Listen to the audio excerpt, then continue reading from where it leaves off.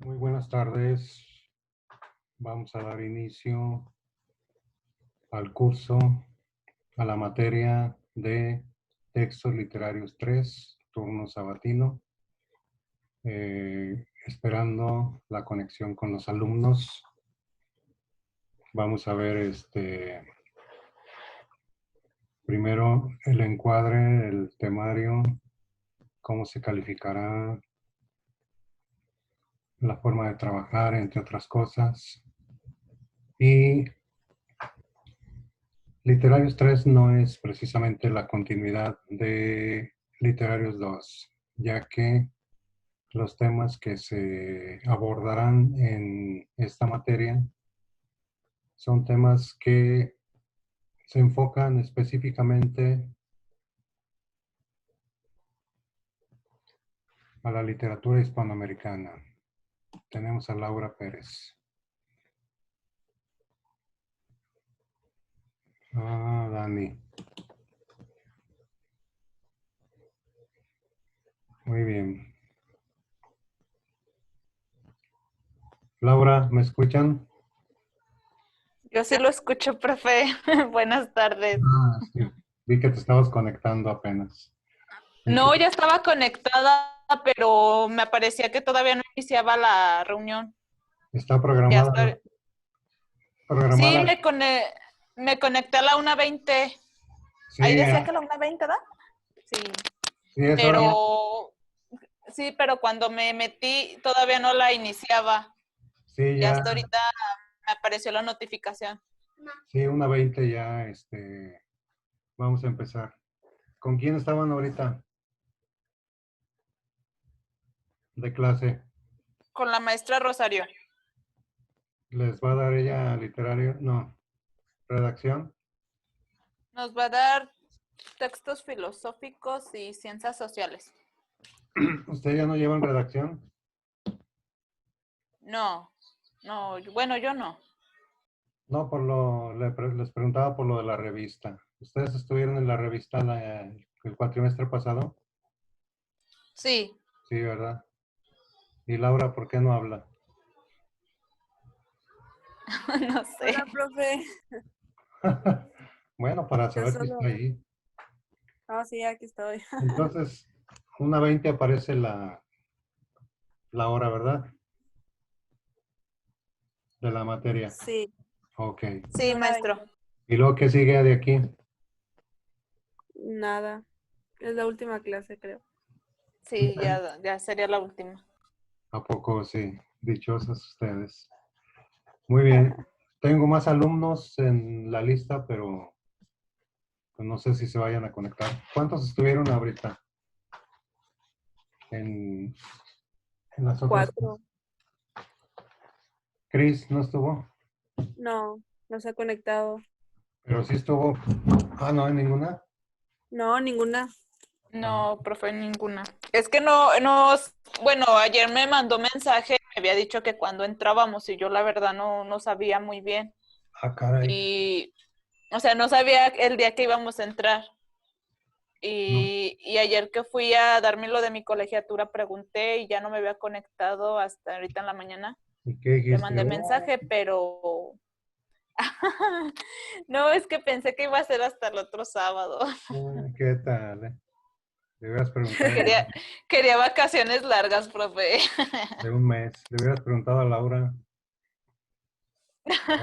No, es que no la tengo en Facebook, no la tengo en Face. Ahí viene Ah, alguien. no.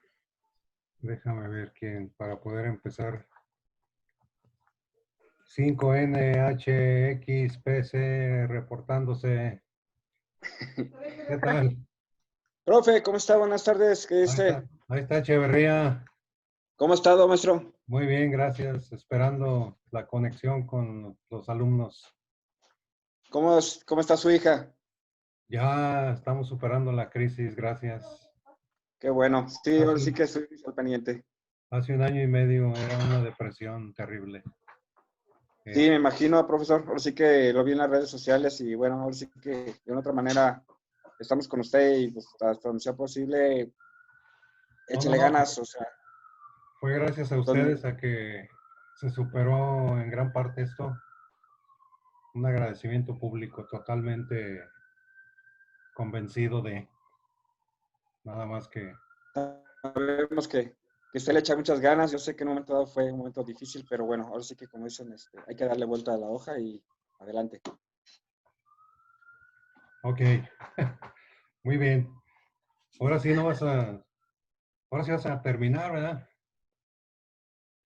Sí, profesor, ahora sí que ya estamos casi en la recta final, ahora sí que vamos muy adelantados, gracias a Dios. A la brava. Muy bien. Sí, ahora sí que Tenemos a dos niñas que están a oscuras, que no se quieren dar a conocer. A Dani y a Laura. Taxi, Dani. Ahí está.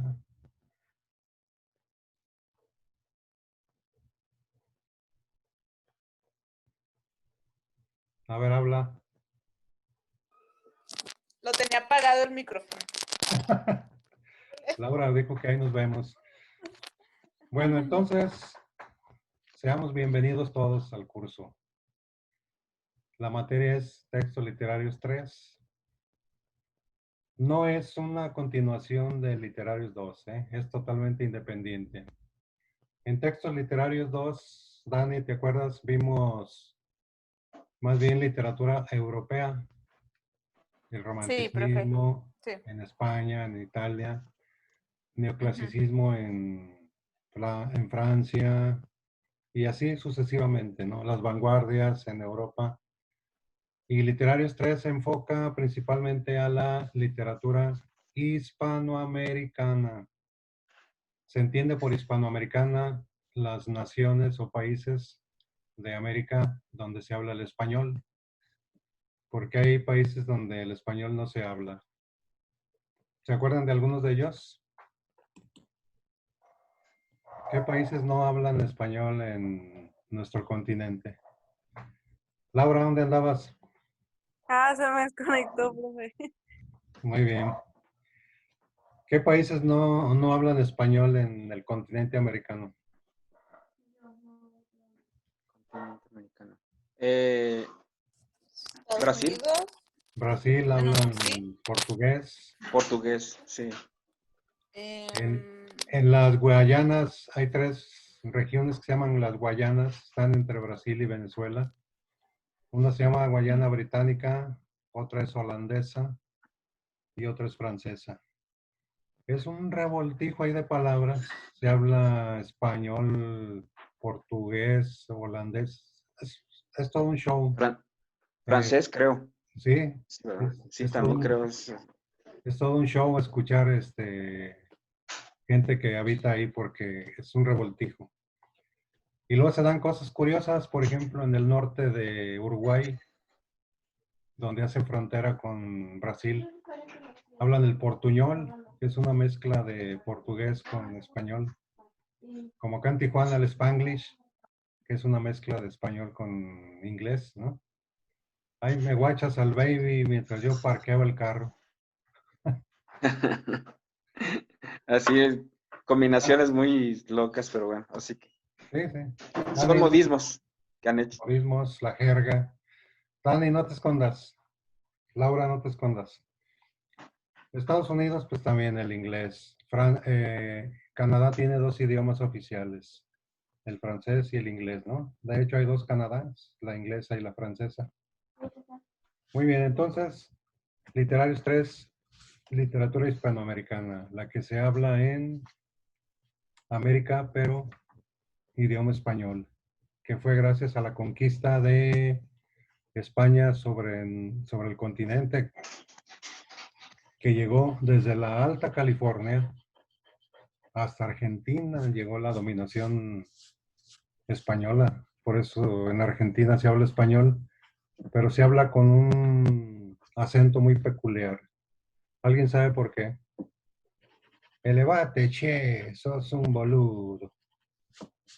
¿Por qué, Dani, hablan así los argentinos? Los más humildes del planeta. Muy, Porque tienen muy liberales. no, tienen un español con acento italiano. Llegaron de Italia muchísimos inmigrantes italianos, entre otros, ahí llegaron suizos, alemanes y demás, pero el predominio ¿cómo se llama? Acento es italiano, por eso hablan así ellos. En Cuba y en otros países, por la raza negra, hablan el español también de una manera muy peculiar. Incluso la poesía que hacen, la literatura, la vamos a ver, sus características. Muy bien. Dani, ¿cómo vamos a calificarles esta materia? Como lo hemos hecho, con trabajos, con tareas, participaciones. ¿Se acuerdan que aquí lo que es fundamental son las tareas y participaciones? Sí. O sea que les dejo tareas para investigar y aquí las leemos y las explicamos, señor Echeverría, más o menos para que estemos en la misma sintonía, ¿no? Sí, maestro. Ya en las anteriores que hemos tenido, ahora sí que ya Más sé o más o menos. menos cómo se trabaja. Sí, aquí Dani es una excelente investigadora. Nada más que a veces no quiere entrar, no sé por qué. ¿Por qué, Dani? Sí, entro, profe. ¿Todavía ¿Cuándo no he trabajas? entrado? ¿Todavía ¿Mande? trabajas? ¿Todavía trabajas? Y, profe, tengo que ahorita, por lo de la contingencia, pues a mi esposo ahorita no le están pagando lo que es el 100%, o sea, le están pagando muy poco y por eso me metí yo a trabajar. Son colegas. ¿Cómo ven? ¿Mandé? Soy don Echeverría, son colegas. ¿Todavía trabajas en el hospital? Sí, todavía, profe. Ahí está. Y acá, Son, acá mi amigo trabaja ¿en dónde? ¿En el ISSSTE? Sigo en la lista, profesor. Ya ves, son colegas. pero yo soy recepcionista, No le hace, profe. pero están Pero son ahí, colegas. no le hace, pero están ahí en el mundo de la salud. Laura no, pues Laura tiene 15 años, todavía le dan domingo a Laura. Muy bien, entonces vamos a ver los temas los primeros temas que vamos a trabajar. Pónganle ahí, por favor, temario. Vamos a ir por partes para no alocarnos. Temario, el primer tema que vamos a ver es la literatura prehispánica. Literatura prehispánica.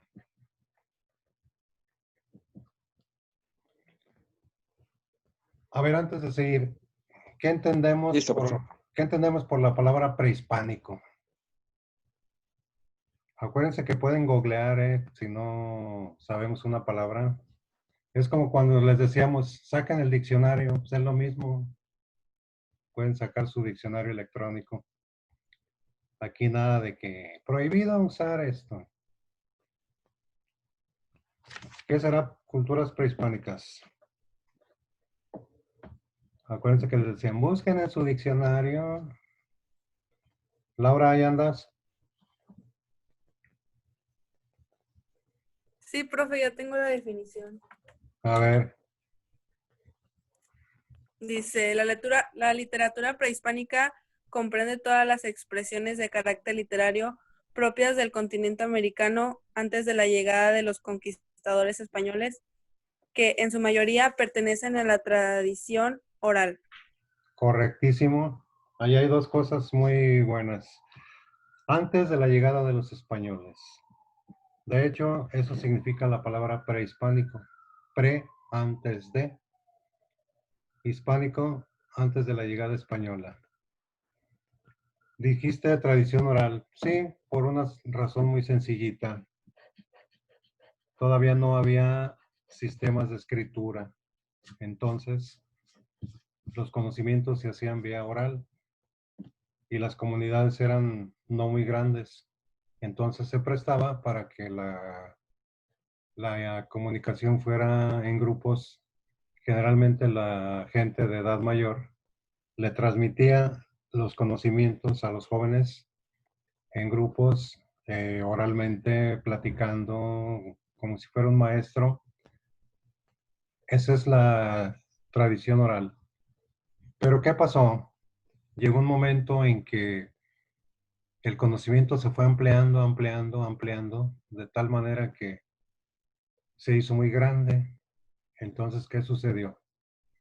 Que la memoria humana ya no podía retener todo ese conocimiento y hubo necesidad de inventar la escritura, los alfabetos, los abecedarios. Los dibujos que hicieron los aztecas eran la escritura pictográfica, o sea, a base de pinturas. Ellos plasmaban sus textos, sus ideas, no escribieron con letras. Cada dibujo representaba un texto, un tema, como lo vamos a ver cuando veamos ese tipo de literatura. Ya después hizo escrita, generalmente pues, ya en códices. Los egipcios usaban los pergaminos que hacían con hojas de papiro. El papiro es una planta acuática, la sacaban, la secaban, la extendían y ahí ponían símbolos que se llaman jeroglíficos.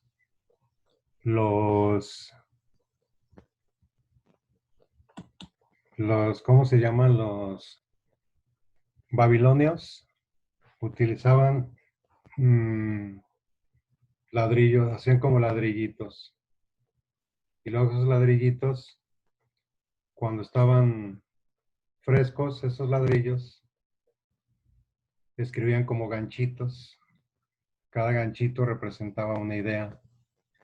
Cada cuña, a ese tipo de escritura se le llama cuneiforme. La usaban allá en la Mesopotamia. Los incas tenían una escritura muy original, muy rara y muy enigmática, que hasta este momento muchas cosas no las han descifrado de una manera muy exacta. Ellos escribían con cuerdas, una cuerda así y luego un punto.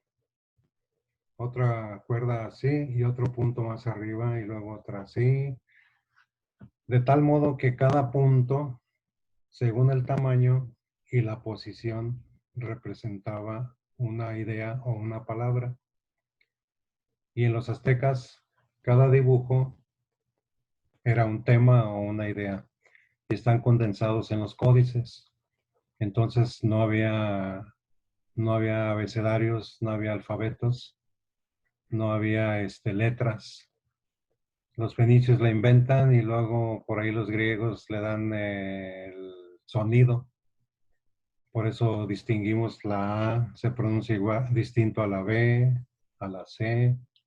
Y en cada idioma, ¿no? En el inglés, A, B, Z, D, E, F, G, H, I, J, K. Para distinguir cuando hablamos, por ejemplo, a ver, díctame la palabra, palabra por palabra, porque no entiendo. Entonces cada palabra evoca un sonido.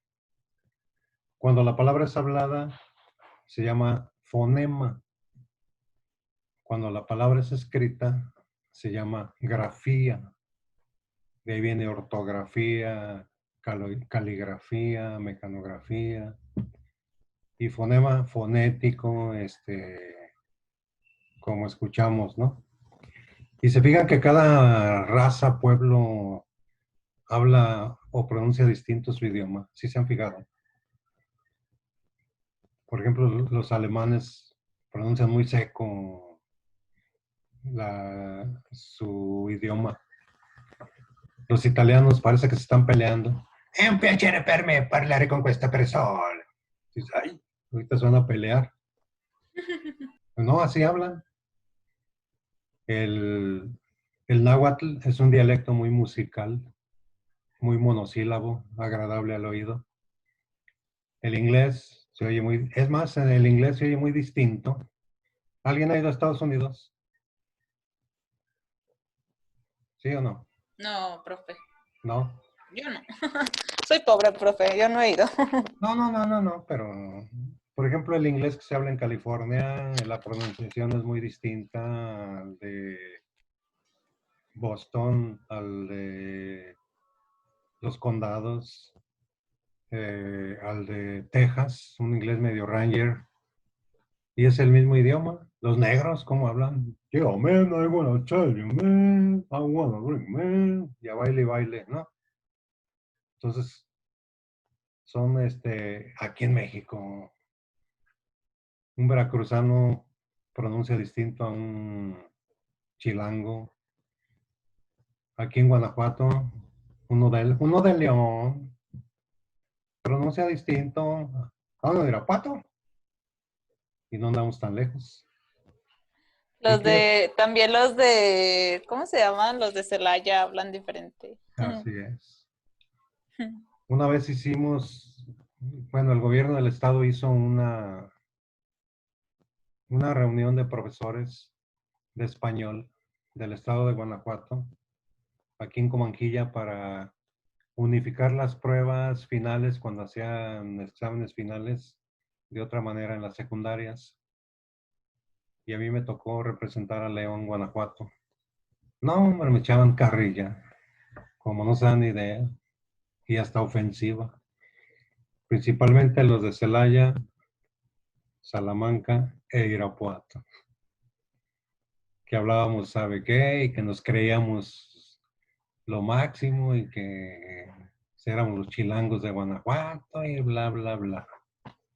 Y sí, ahí escuchaba yo las pronunciaciones medias distintas de los cuates de cada municipio de aquí de Guanajuato. No de todos, ¿no? Son 40 y tantos.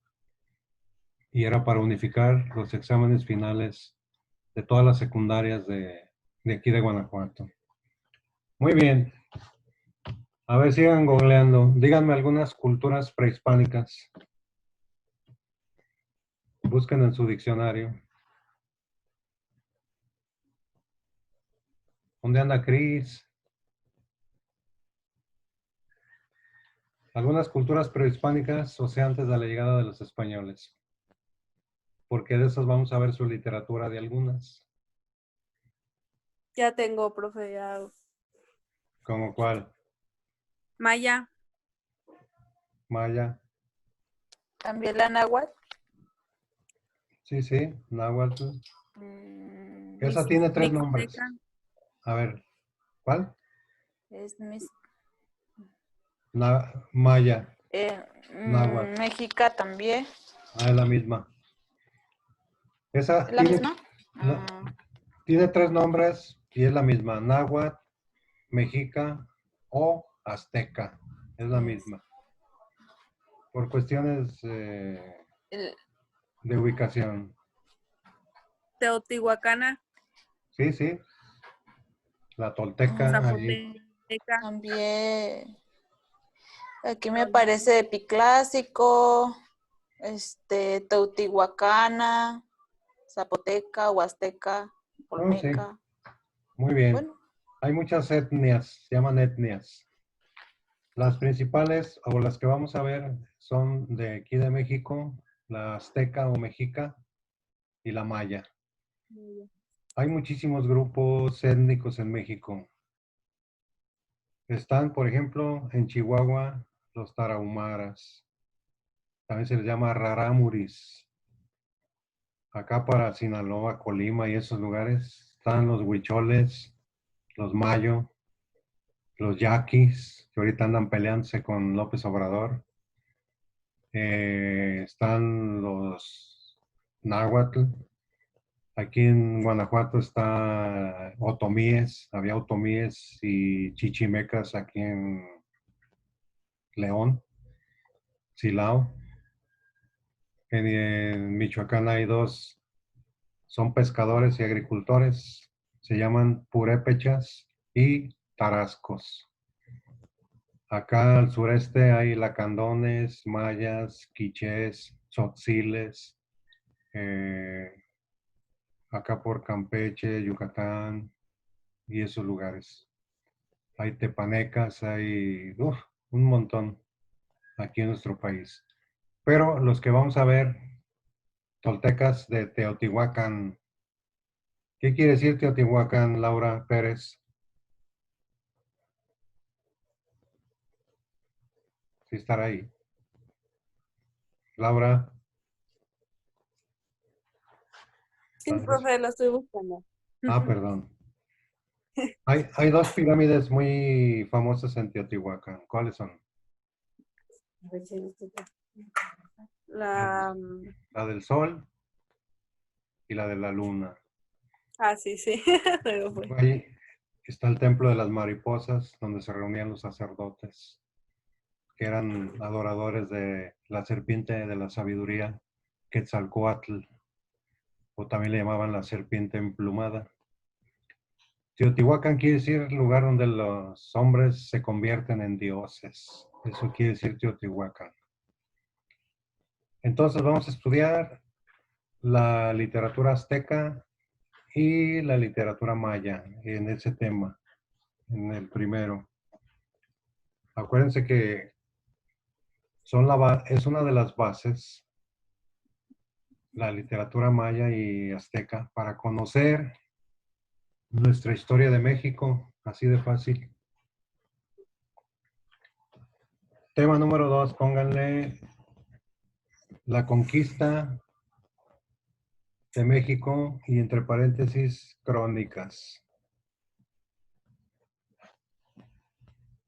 La conquista de México y entre paréntesis, crónicas. A ver, Laura, ahora sí busca qué es una crónica.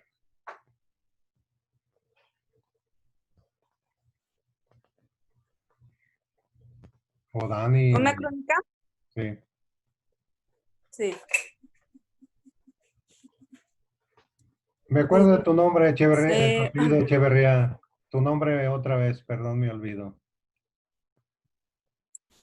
Perdón, Mario, Alberto. Mario Alberto, gracias. Crónica, ¿qué será?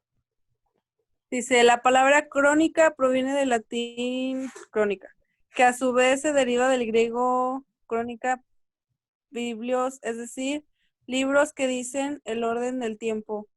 Un orden. En una crónica los hechos se narran según el orden temporal en el que ocurrieron.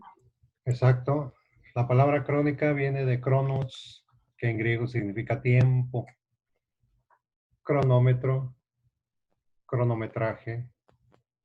¿Quién era Cronos? Cronos era un titán más arriba de los dioses. Era padre de Zeus, de Hades, de Poseidón. Y un buen día, para no tener competidores, se los comió. Cronos era un titán. Y su esposa lo obligó a que los regresara y se lo ajusticiaron, quedando como dios principal Zeus, según la mitología griega. Y ya transportado acá, una crónica es una serie de escritos que se van relatando en sucesiones periódicas, temporales. La base de la historia de México de aquellos días está sustentada en la literatura prehispánica y en las crónicas que escribieron sobre todo los españoles. Se hizo una reconstrucción de estas dos y dio como resultado la historia de México que ustedes aprendieron en primaria, secundaria y prepa, que están aprendiendo. Las fuentes principales de la historia de México fueron la literatura prehispánica y las crónicas que escribieron sobre todo los frailes que llegaron de España.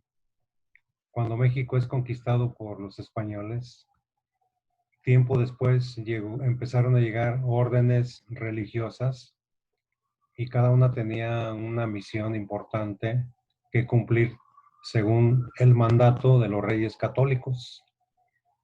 Por ejemplo, los agustinos de la Orden de San Agustín tenían la orden de edificar iglesias, pueblos, junto con su iglesia, obviamente.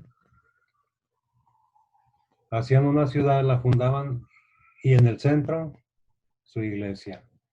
Ustedes han visto, ¿no? En muchos pueblos, municipios, lo primero que se ve es la iglesia, ¿no?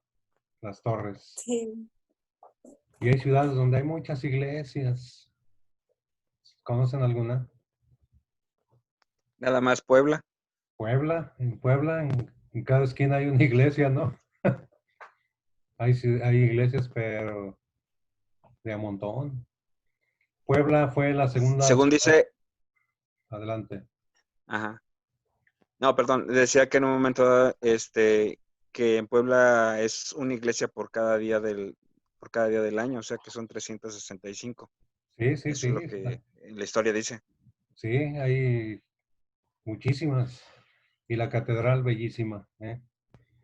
Este, era lo que fundaban los agustinos, los monjes, eran monjes. Tenían la orden de fundar una ciudad y la iglesia y su santo patrono, ¿no? Aquí en Guanajuato también en la capital hay muchas iglesias, si se fijan. La de Este, Dolores Hidalgo. ¿Mandé? La de Dolores Hidalgo. Dolores Hidalgo, todas esas con inspiración española. Aquí en León también hay muchillas iglesias. Luego los dominicos llegaron a México con la idea de enseñar filosofía a la gente. Los frailes, el evangelio, a predicar la doctrina. Y los frailes fueron los que recorrieron más senderos, más camino, más territorio. Su jefe principal fue San Francisco de Asís. Estos llegaron hasta la gran parte de lo que hoy es Estados Unidos. Por eso muchos nombres de ciudades de Estados Unidos están en español, porque las fundaron los frailes de aquí de México, bueno, de España, que llegaron aquí a México. La ciudad de San Francisco, San Diego, Corpus Christi, San Antonio, San Bernardino, todas esas ciudades las fundaron los religiosos. Y luego los jesuitas, que tenían como prioridad la educación. Aquí en León hay dos lugares jesuitas. ¿Alguien sabe cuáles son? Un templo y una universidad. ¿Cuál será de los jesuitas? No, no, yo no sé. El Santuario de Guadalupe. Ya no es jesuita, pero mucho tiempo fue jesuita. Donde llevaban a los chiquillos de inditos. Y la otra es la Iberoamericana, la Ibero, del Instituto Lux, que es jesuita. Entonces, ellos tienen como prioridad fomentar la educación. Y después, con las crónicas, las escribieron después, primero la primera crónica o el primer escrito hispanoamericano o primera obra literaria es el diario de viaje de Cristóbal Colón. Es considerada la primera obra literaria de Hispanoamérica. Ustedes saben, bueno, Cristóbal Colón fue un almirante. Y ustedes saben que los almirantes tienen que escribir una bitácora, su diario de viaje, ¿no? Lo que pasó, lo que no pasó. Y más Colón, que venía totalmente equivocado. Él andaba en busca de una ruta perdida que lo llevara a las Indias Orientales, que había descubierto Marco Polo muchos años antes y que se había perdido con el bloqueo de los turcos. Ya no dejaron pasar. Entonces, Cristóbal Colón andaba reencontrando la ruta de Marco Polo, pero haz de cuenta que un decir ahorita, en vez de irse a la derecha, donde debía irse y estaba ya calculado, ¡pum!, se fue a la izquierda. Entonces, totalmente todo nuevo. Por eso se tardó mucho más, porque se fue al contrario, y ya lo andaban linchando los marineros que no llegaban y no llegaban. Por fin llegan, entonces él describe Y dice que tan bello fue el lugar a los que iban llegando, que él consideraba que aquí había estado el paraíso terrenal, dada la belleza, donde volaban las aves y de tantas aves que había, hasta tapaban el cielo de la inmensa cantidad de aves y que los soldados se perdían entre tanta vegetación y árboles que había. Entonces él decía que habían llegado a la mejor al Edén, al paraíso terrenal. Y ese diario de viaje es considerada la primera obra literaria de Hispanoamérica. Ya después los frailes escribieron y muchos soldados que vinieron con este Hernán Cortés también escribieron libros, crónicas. Uno de ellos muy famoso y que forma parte de los datos de nuestra historia de México es la verdadera historia de la conquista de la Nueva España de don Bernal del Castillo. Era un soldado que en la vejez se pone a escribir.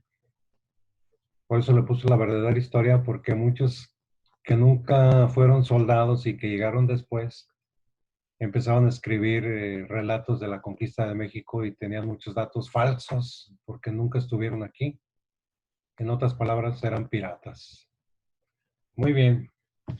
Entonces, el siguiente tema, ya después de las crónicas, vamos a ver el siglo de oro. A ver, en España concretamente se desarrolló.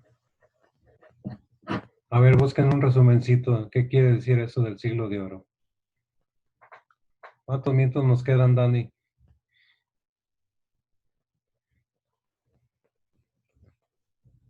Dani, ¿estás ahí? Son las 2:04.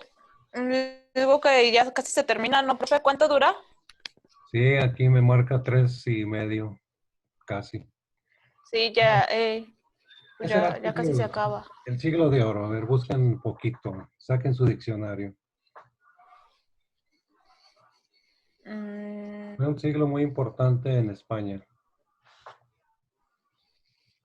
cuando España se convirtió en el país más poderoso del mundo, gracias a nosotros, por las minas de plata y oro. yo lo tengo, profe. A ¿Se lo ver, leo? sí. El siglo de oro español es un periodo histórico en el que florecieron el arte y las letras castellanos y que coincidió con el auge político y militar del Imperio Español Ahí y de la está, dinastía española de los Habsburgos. los El Habsburgo. siglo de oro no se enmarcan las fechas concretas, aunque generalmente se considera que duró más de un siglo entre 1492 y del fin de la Reconquista, el descubrimiento de América y la publicación de gramática castellana de Antonio Nebrija en el año 1659. Sí, o sea, ¿Le leo más? no, son cifras tentativas. Cuando decimos siglo, no quiere decir exactamente un siglo, no. ¿Sí me explicó? Eh, ¿Por qué no, Dani? Porque todo eso lo van a investigar después. ¿Te parece? Sí, profe. Mira, Sí. cuando un país es poderoso económicamente, pues hay tiempo para la cultura, para el esparcimiento. Cuando un pueblo carece de lo elemental, pues lo primero que busca es satisfacer las necesidades primarias, ¿no? La comida. España en ese siglo se convierte en el país más poderoso del mundo gracias a todo lo que se llevó de aquí de América, no nada más de México. Fíjate bien, hubo un tiempo en que más de la mitad de la plata que circulaba en todo el mundo era de nuestras minas de aquí de México. Eh, ¿Quién se acuerda del nombre de algunas minas de México? Aquí en Guanajuato tenemos una bien famosísima. Se llama La Valenciana.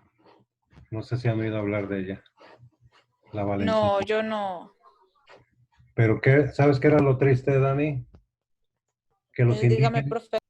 que los indígenas tenían la obligación de trabajar un cierto número de horas gratis en la mina para los amos, si no así les iba, y las condiciones eran terribles y muchos morían.